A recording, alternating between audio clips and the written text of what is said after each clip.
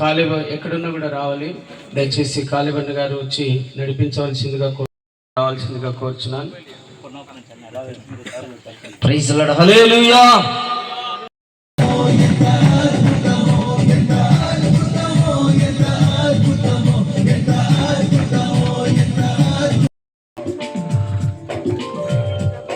Happy Christmas, happy Christmas, happy Christmas, happy Christmas, merry merry Christmas, merry merry Christmas, happy happy Christmas, happy happy Christmas.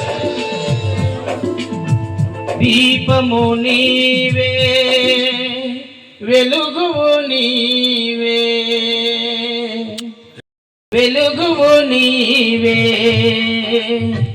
నన్ను వెలిగించు అగ్నివి నీవే, నన్ను వెలిగించు అగ్నివి నీవే, కృపగల దేవా నా యేసునాథా, కృపగల దేవా నా యేసురాజా, కృపగల దేవా నా యేసునాథా, కృపగల దేవా.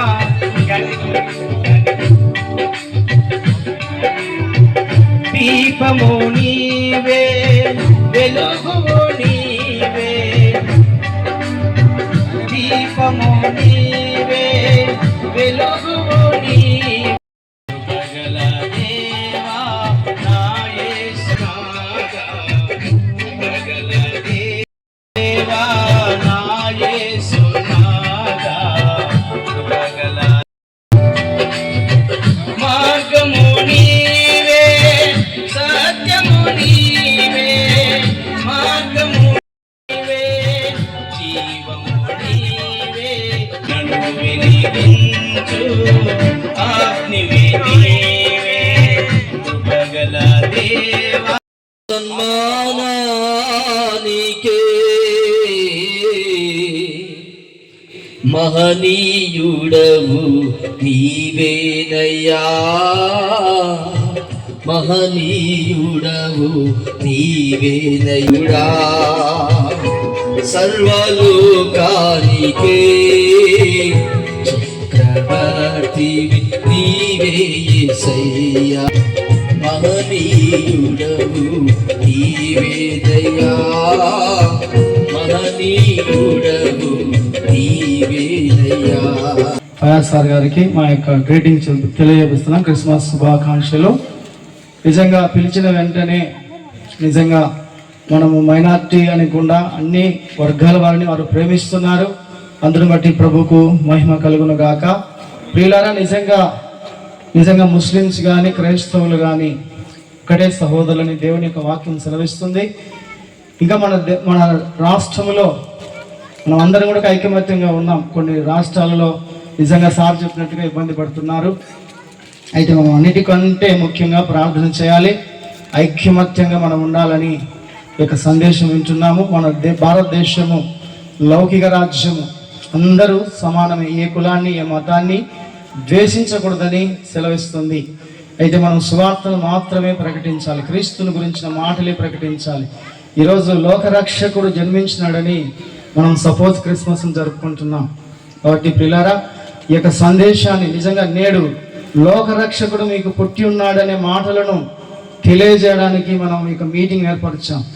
ఈ అవకాశాన్ని ఇచ్చి తర్వాత ఇంకొక విషయం ఏంటంటే, మన మధ్యలో ఉంటున్న 38 వార్డు ఇన్ఛార్జ్ అయిన బుగ్గరామరన్న గారికి ప్రత్యేకమైన వందనాలు. మరి ముఖ్యంగా చెప్పిన వెంటనే అన్నగారు ఇక్కడ బాగలేదు, ఈ రోడ్డు బాగలేదు, ఇదంతా క్లీన్ చేయాలన్నా మీటింగ్ పెట్టుకున్నాం. వెంటనే ఆయన అన్న వచ్చాడు, తెల్లవారుజామున వాకింగ్ చేస్తుంటాడు అన్న.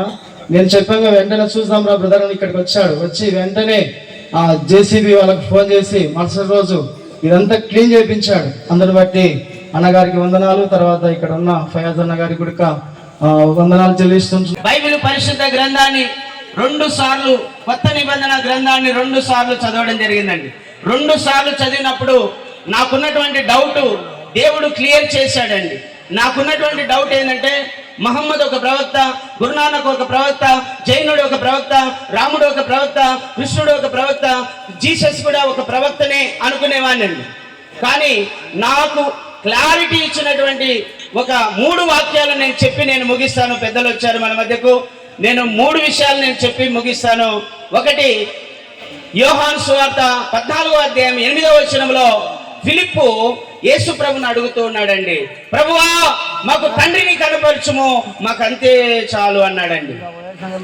ఫిలిప్పు అడుగుతూ ఉన్నాడండి యేసు ప్రభును, ప్రభువా మాకు తండ్రిని కనపరచుము, మాకంతే చాలు అన్నాడండి.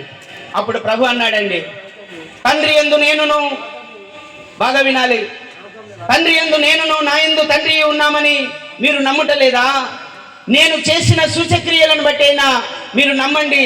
తండ్రి యందు నేనును నా యందు తండ్రి ఉన్నామని మీరు నమ్మండి అని ప్రభు చెప్పాడండి. దేవుని నామానికి మహిమ కలుగును గాక. ప్రైజ్ ది లార్డ్, హల్లెలూయా. మనం శ్రేష్టమైన సమయంలో ఉన్నాం. మన మధ్యలో పెద్దలు, దైవజనులు